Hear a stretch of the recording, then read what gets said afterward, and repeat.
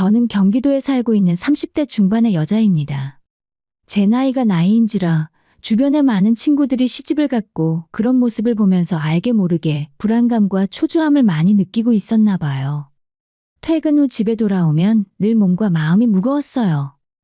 회사에서 쌓인 스트레스를 풀기 위해서 저는 매일 저녁 집 근처 공원에서 달리기를 했습니다. 이어폰을 끼고 음악을 들으며 달리는 시간은 오롯이 제 것이었고 그 시간만큼은 아무 생각도 하지 않으려 했었습니다. 하루 종일 사람들 사이에서 지쳐버린 제게 이 시간은 꼭 필요한 휴식이었죠. 그런데 어느 날부터인가 같은 시간에 같은 코스를 달리는 남자가 눈에 띄기 시작했습니다. 키가 크고 운동복 차림이 잘 어울리는 사람이었어요.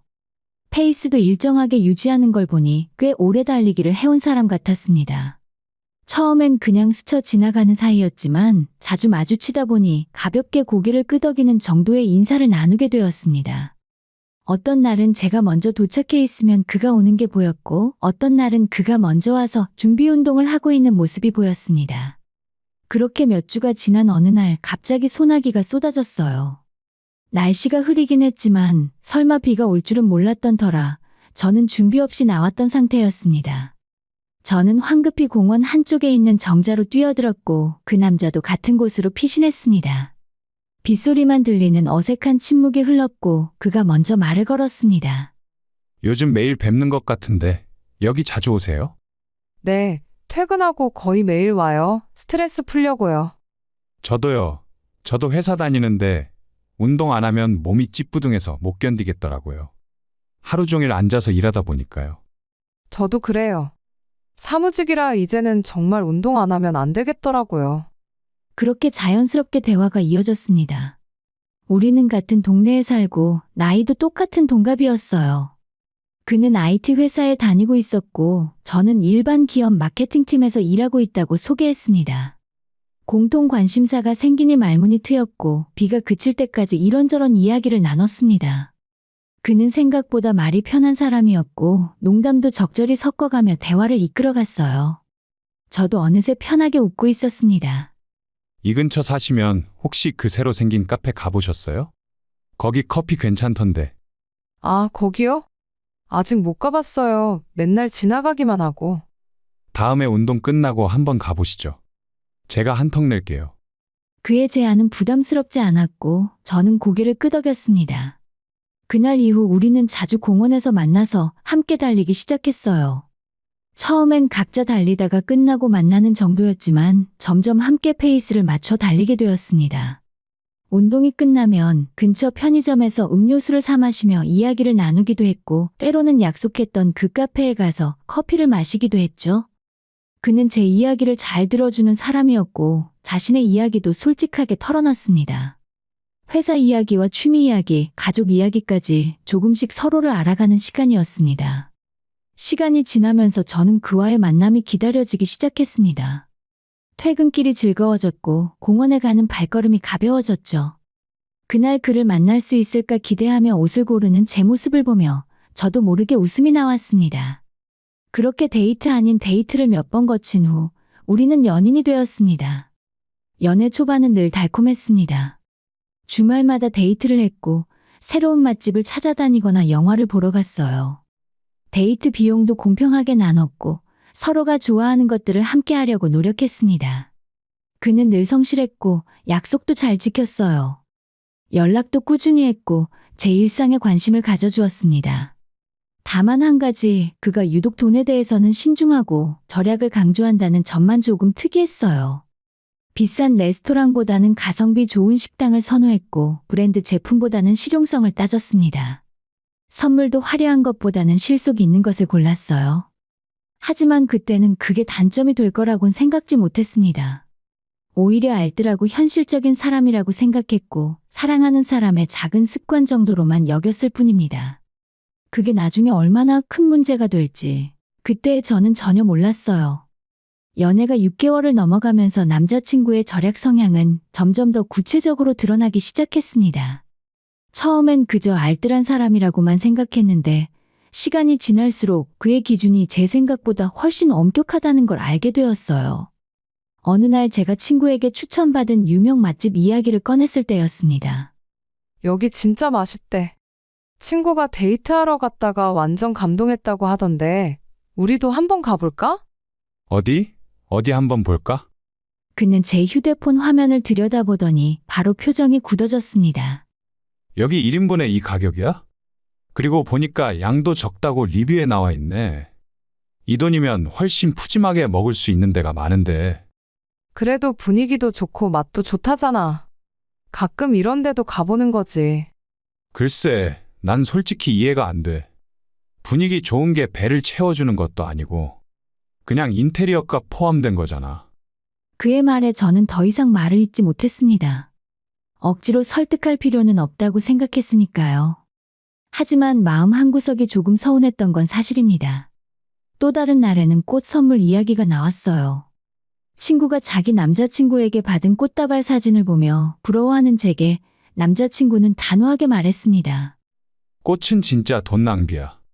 며칠 지나면 시들어서 버리는 건데 몇만 원씩 주고 사는 게 말이 돼? 차라리 그 돈으로 맛있는 거 사 먹는 게 낫지. 그래도 기념일이나 특별한 날엔 꽃도 받고 싶은 게 여자 마음이잖아. 꼭 비싼 걸 달라는 것도 아니고. 그건 감성팔이야. 마케팅에 속는 거지. 난 그런 거 안 하는 게 오히려 솔직한 거라고 봐. 저는 더 이상 말하지 않았습니다. 사실 꽃 한 송이가 갖고 싶다기보다는 제 마음을 이해해주지 않는 것 같아서 마음이 쓰였어요. 우리의 대화는 평행선을 달렸습니다. 저는 여행과 같은 경험에 투자하는 것이 인생을 풍요롭게 만든다고 믿었지만 그는 그걸 사치라고 여겼어요. 저는 감정적 가치를 중요하게 생각했지만 그는 실용성과 효율을 우선했습니다.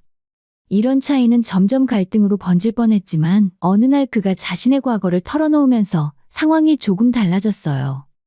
우리가 조용한 카페에 앉아 있을 때였습니다. 사실 내가 이렇게 된 데는 이유가 있어. 아버지가 예전에 사업하셨거든. 그런데 IMF 때 완전히 망했어. 하루아침에 집도 날아가고 빚쟁이들이 찾아오고 어렸을 때 그걸 다 보고 자랐거든. 그랬구나. 많이 힘들었겠다. 그때부터 우리 가족은 정말 최소한으로만 살았어. 돈 쓰는 게 무섭더라고. 한 푼이라도 아껴야 한다는 생각이 머리에 박혔어. 그래서 지금도 돈을 쓸 때마다 불안해. 이게 낭비는 아닐까, 나중에 후회하지 않을까 하는 생각이 먼저 들어. 그의 눈빛이 흔들렸고 저는 그의 손을 꽉 잡았습니다. 그런 일이 있었는지 몰랐어. 이젠 이해할게. 내가 너무 몰랐네. 고마워. 나도 알아. 내가 좀 지나친 것 같다는 거. 근데 이게 쉽게 안 고쳐져. 그냥 내 몸에 밴 거야. 그날 이후 저는 그를 최대한 이해하려고 노력했습니다. 그의 절약이 단순한 인색함이 아니라 과거의 상처에서 비롯된 것임을 알게 되었으니까요. 그래서 비싼 레스토랑 대신 가성비 좋은 식당을 찾아갔고 해외여행 대신 국내 여행을 계획했습니다. 꽃을 받고 싶다는 말도 더 이상 꺼내지 않았어요. 하지만 시간이 지나면서 저는 깨닫기 시작했습니다. 사랑만으로는 가치관의 차이를 전부 메울 수 없다는 것을요. 연애는 단기적인 타협으로 유지될 수 있지만 결혼은 다른 이야기였죠. 결혼은 매일매일의 생활이고 그 안에서 끊임없이 부딪히는 선택의 연속입니다. 그리고 그 선택의 기준이 서로 다르다면 언젠가는 한계에 부딪힐 수밖에 없다는 것입니다. 그때 저는 그걸 어렴풋이 느끼면서도 아직 심각하게 받아들이지 않았습니다. 연애를 시작한 지 2년이 넘어가던 어느 봄날, 남자친구는 저에게 프로포즈를 했어요. 특별히 화려한 이벤트는 아니었습니다. 우리가 처음 만났던 그 공원에서 조용히 반지를 꺼내들며 결혼하자고 말했습니다. 그의 눈빛은 진지했고 손은 떨리고 있었습니다. 저는 그 순간 많은 생각이 머릿속을 스쳐 지나갔습니다. 우리의 가치관 차이, 그동안의 작은 갈등들, 때로는 답답했던 순간들. 하지만 동시에 그가 보여준 성실함과 진심, 그리고 함께했던 인연이라는 시간도 떠올랐습니다. 좋아, 결혼하자. 저는 그렇게 대답했습니다. 완벽한 사람은 없으니까요. 한 가지 단점만 빼면 다 잘 맞았고 오랜 시간 함께하며 정이 깊어진 것도 사실이었습니다. 무엇보다 그를 사랑했으니까요. 결혼 준비는 생각보다 빨리 진행되었습니다. 양가 부모님을 뵙고 결혼 날짜를 잡았어요. 그리고 본격적으로 결혼 준비에 들어가면서 남자친구의 절약 철학이 다시 한번 확실하게 드러나기 시작했습니다. 우리 결혼식은 어떻게 할까? 보통 남들이 하는 대로 하면 되지 않을까? 예식장부터 알아보고. 나는 솔직히 결혼식에 돈을 많이 쓰는 게 좀 그래. 하루 몇 시간 하는 행사에 몇 천만 원씩 쓰는 게 말이 안 되는 것 같아. 우리 작은 예식장에서 간소하게 하자. 하객도 최소한으로만 부르고. 그래, 그럼 부모님들은 뭐라고 하시려나? 설득할게. 요즘은 스몰 웨딩도 많이 하잖아.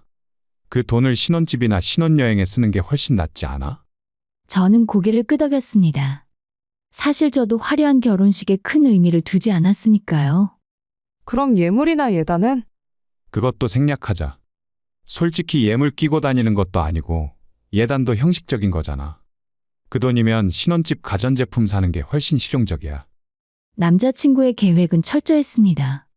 결혼식은 최대한 검소하게, 예물과 예단은 생략하고 대신 그 돈을 신혼집 마련과 신혼여행에 집중하자는 것이었어요. 저도 그 계획이 나쁘지 않다고 생각했습니다.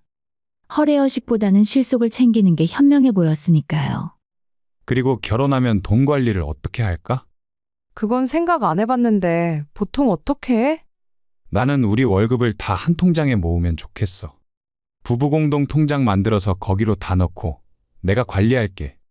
나 엑셀로 가계부 정리하는 거 좋아하잖아. 수입 지출 다 꼼꼼히 관리해서 저축도 하고 투자도 하면 우리 미래가 훨씬 안정적일 거야. 자기가 관리하겠다고? 괜찮겠어? 당연하지. 내가 원래 이런 거 잘하잖아. 너는 회사 일도 바쁘니까 골치 아픈 돈 문제는 나한테 맡기면 돼. 그의 제안은 논리적으로 들렸습니다. 실제로 그는 평소에도 본인 재정 관리를 엑셀로 일원 단위까지 철저하게 하는 사람이었고 저보다 훨씬 꼼꼼했어요. 저는 돈 관리에 그다지 관심도 없어서 월급 받으면 적금 넣는 게 고작이었죠. 무엇보다 믿을 수 있는 사람이니까 맡겨도 되겠다고 생각했습니다. 알았어. 그럼 자기가 해줘. 나보다 훨씬 잘할 것 같아. 고마워. 내가 책임지고 잘 관리할게. 우리 10년 안에 집 한 채 장만하는 거 목표로 하자. 그는 자신감에 차 있었고 저도 그 계획이 든든하게 느껴졌습니다. 양가 부모님께 결혼 계획을 말씀드렸을 때 예상대로 약간의 반대가 있었습니다. 특히 제 어머니는 예물과 예단을 생략한다는 말에 조금 섭섭해하셨습니다. 요즘은 다들 그렇게 한대요. 엄마, 차라리 그 돈으로 신혼집 꾸미는 게 훨씬 나아요. 그래도 예물 정도는 해야 하는 거 아니니? 괜찮아요. 저희 둘 다 동의한 거예요. 실속을 챙기는 게 더 좋잖아요. 결국 부모님들도 우리의 결정을 존중해 주셨습니다. 예비 시부모님은 오히려 만족스러워 하시는 것 같았어요. 예비 시어머니는 제게 이렇게 말씀하셨습니다.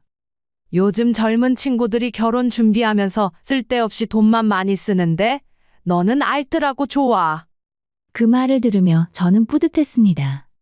시어머니께 좋은 인상을 남긴 것 같았으니까요. 결혼 준비는 순조롭게 진행되었습니다. 작은 예식장을 예약했고 신혼집도 알아보기 시작했어요. 신혼여행지도 미리 결정했습니다. 남자친구의 주장대로 유럽이나 미주 대신 동남아시아로 정하면서 비용을 절약했고 날씨도 좋고 휴양지로도 좋다는 이유도 있었어요. 모든 게 계획대로 흘러가고 있었기 때문에 저는 행복했습니다. 곧 결혼을 하고 새로운 가정을 꾸리게 된다는 사실이 설렜어요. 남자친구도 평소보다 더 다정했고 결혼 준비를 하나씩 챙기는 모습이 든든했습니다. 하지만 그때의 저는 몰랐어요. 이 모든 계획 뒤에 숨겨진 또 다른 의도가 있다는 것을요. 부부공동통장이라는 이름 아래 제 월급을 관리하겠다는 그 제안이 얼마나 치밀한 계산에서 나온 것인지를요.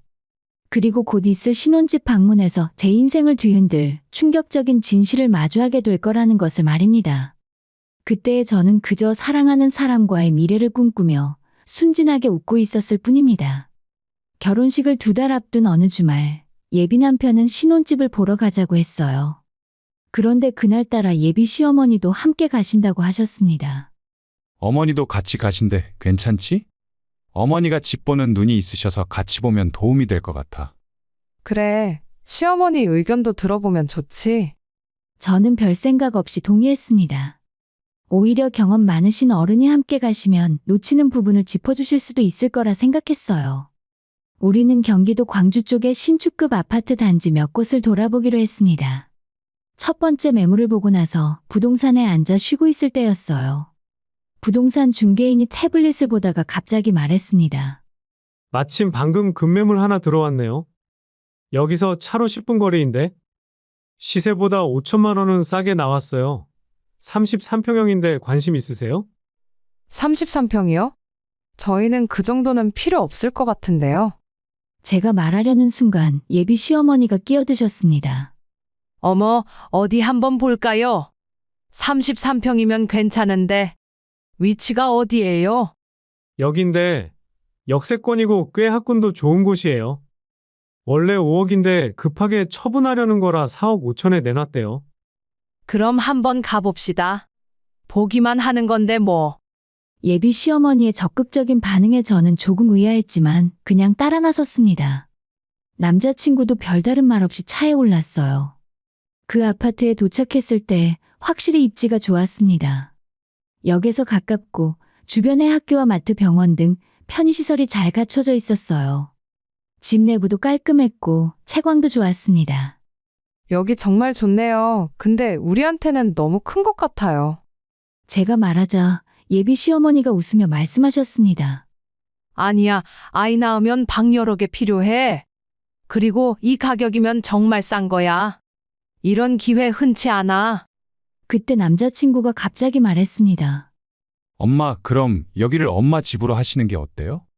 갑자기 무슨 소리야? 저는 깜짝 놀라 남자친구를 쳐다봤습니다. 예비 시어머니는 저의 반응을 힐끗 보시더니 놀란 척 말씀하셨습니다. 어머, 갑자기 무슨 소리야? 우리 집은 괜찮아. 아니에요. 원래 제가 부모님 집 사드리기로 했잖아요. 어머니, 아버지 사시는 데가 너무 오래돼서 불편하시잖아요. 이 기회에 여기로 옮기시면 좋을 것 같아요. 저는 그제야 상황을 이해하기 시작했어요. 남자친구가 부모님께 집을 사드릴 계획이 있었다는 것을요. 하지만 그건 처음 듣는 이야기였습니다. 잠깐, 그 얘기는 나한테 한 적 없는데? 아, 미안, 깜빡했어. 원래 결혼 전에 부모님 집을 마련해 드리려고 했거든. 너한테 미리 말했어야 했는데. 그런데 이 집을 어떻게 사드린다는 거야? 우리 신혼집도 대출받아야 하는 상황인데. 걱정 마, 대출은 내 명의로 받을 거고 대출금도 내가 갚을 거야. 너 돈은 하나도 안 들어가.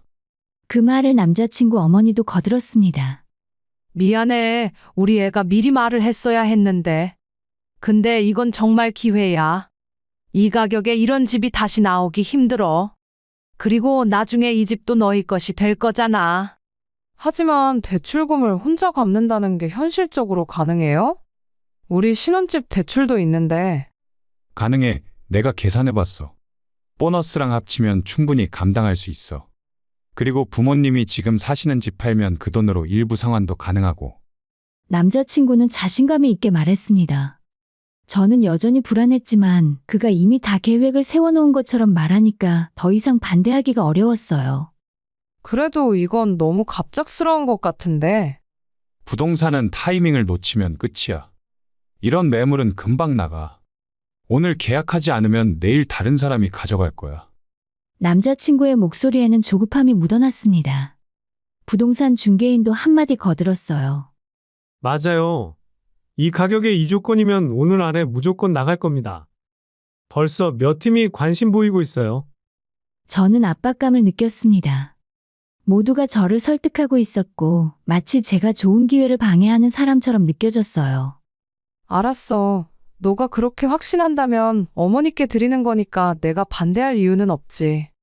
고마워. 나 진짜 후회 안 시킬게. 남자친구는 제 손을 꼭 잡았습니다. 예비 시어머니도 만족스러운 표정으로 웃으셨어요.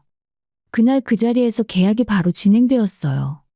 계약금은 남자친구가 본인 적금을 해약해서 냈고 잔금은 부모님의 집을 팔아서 그 돈과 부족한 건 대출로 처리하기로 했습니다. 모든 게 너무 빠르게 진행되었어요. 집으로 돌아오는 차 안에서 저는 계속 찝찝한 기분을 떨칠 수 없었습니다. 뭔가 이상할 정도였어요. 왜 오늘따라 어머니가 함께 나오셨을까? 왜 하필 그 매물이 그 타이밍에 나왔을까? 왜 남자친구는 그렇게 조급하게 계약을 밀어붙였을까? 하지만 저는 제 의심을 애써 눌렀습니다. 설마 그럴 리 없다고 제가 너무 예민한 거라고 스스로를 다독였어요. 곧 결혼할 사람인데 저를 속일 리가 없다고 믿고 싶었습니다. 그런데 그로부터 일주일 후에 우연히 본 휴대폰 메시지 하나가 제 세계를 완전히 뒤집어 놓게 되었습니다.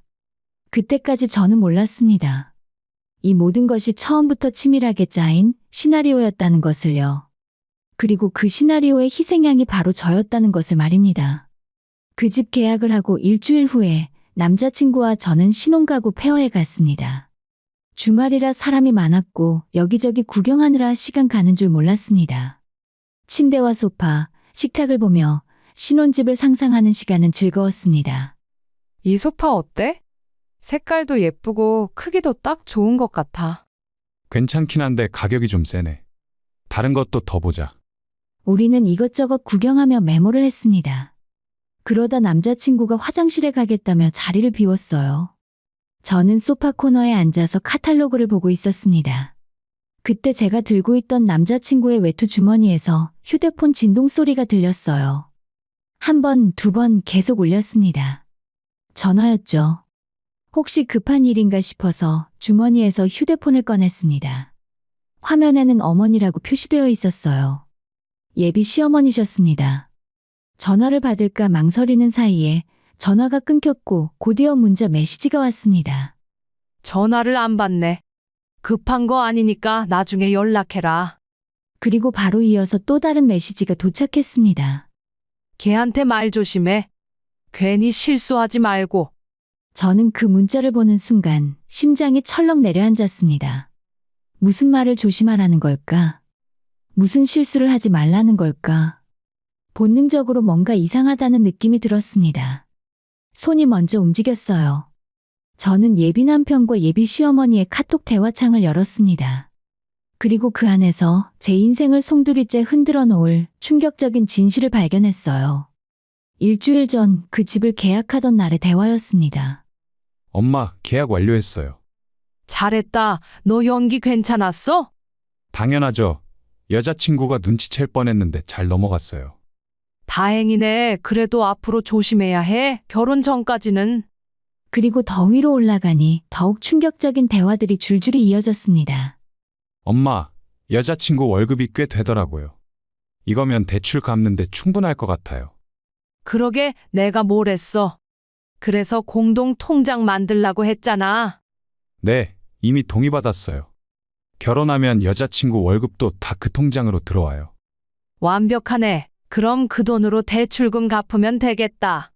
네, 여자친구 월급으로 대출을 갚으면 저는 제 돈 그대로 모을 수 있으니까 일석이조죠. 그치? 우리 아들 똑똑해. 그리고 걔한테는 네 돈으로 갚는다고 했지? 당연하죠. 자기 돈 쓴다고 했으면 절대 동의 안 했을 거예요. 그래. 어차피 결혼하면 부부 재산이니까 다 우리 돈이야.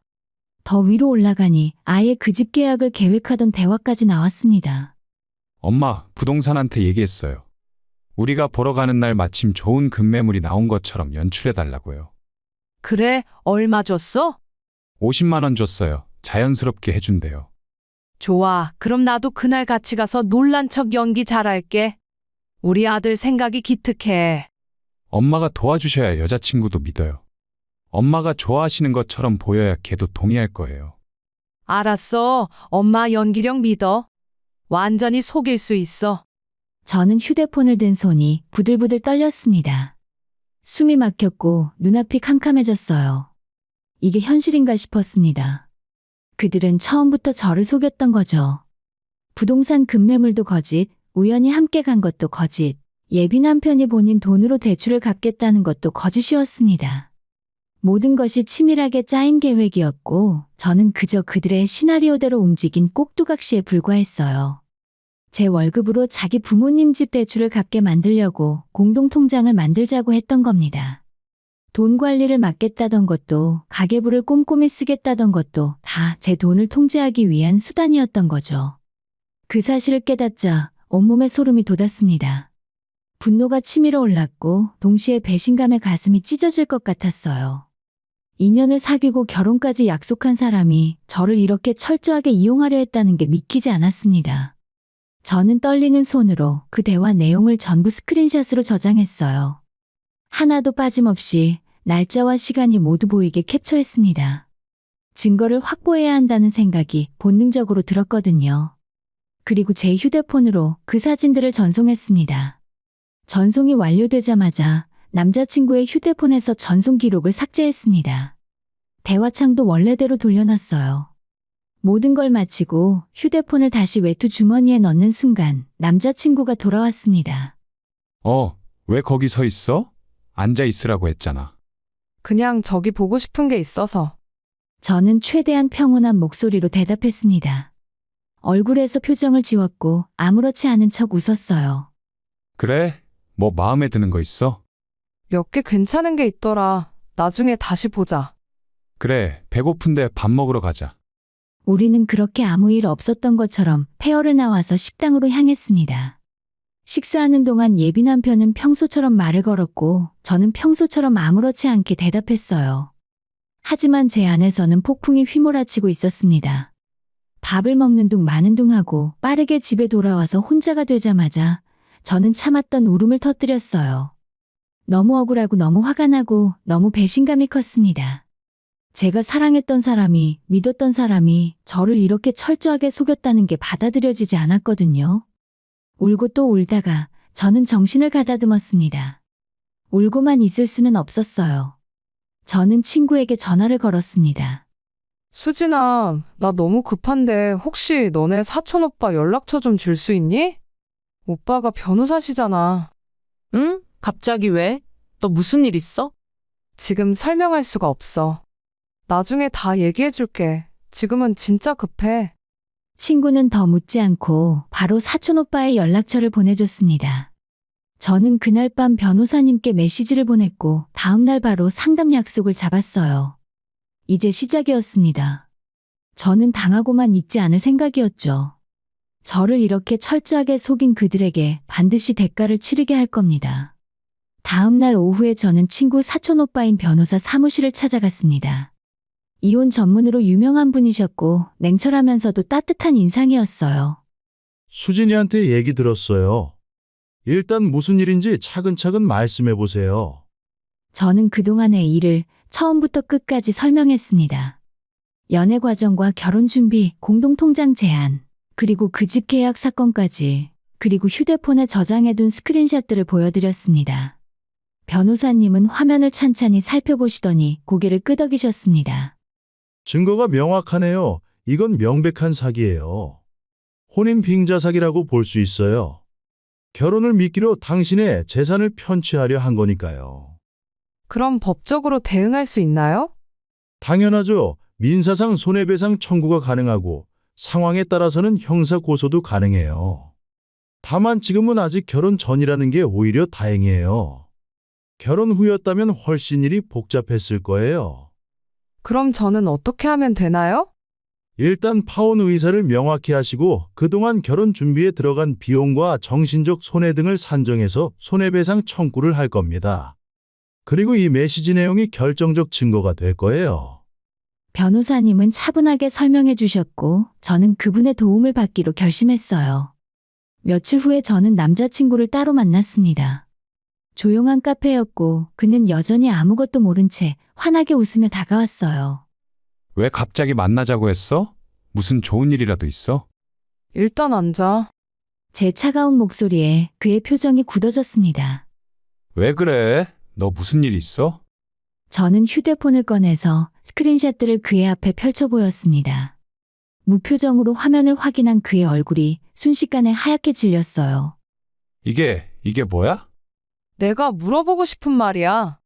이게 뭐야? 나를 이렇게 속일 생각이었어? 이건 오해야. 그게 그런 뜻이 아니라.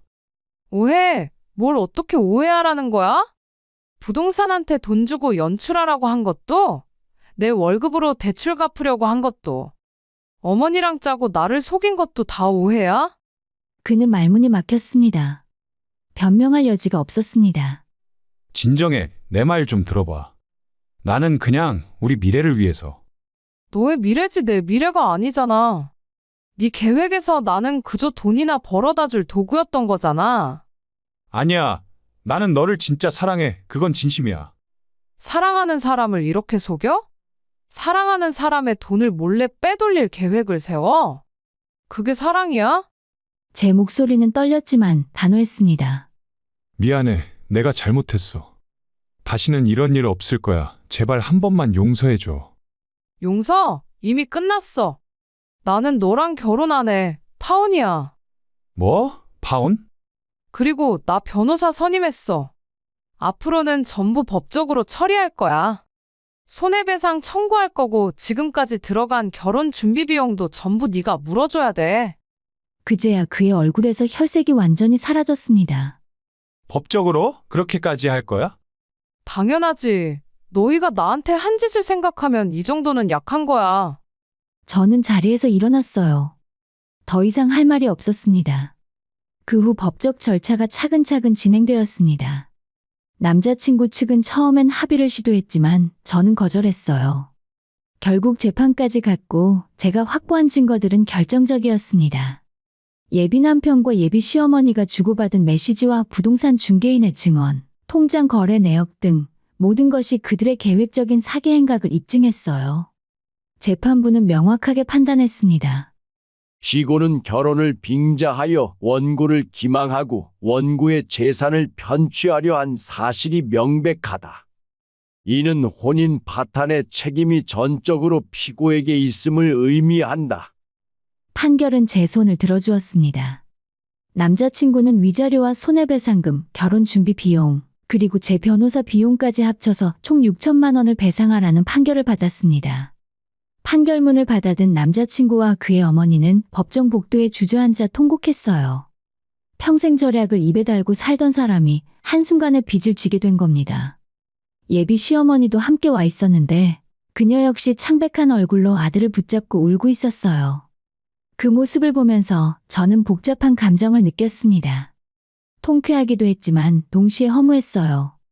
이게 진짜 제가 원했던 결말일까? 사랑했던 사람과 이렇게 끝나는 게 맞는 걸까? 하지만 저는 알고 있었습니다. 이건 제 잘못이 아니라는 것을요. 저는 피해자였고 제 권리를 지킨 것뿐입니다. 모든 법적 절차가 끝나고 저는 잠시 쉬기로 했습니다. 회사에는 휴가를 내고 혼자만의 여행을 떠났어요.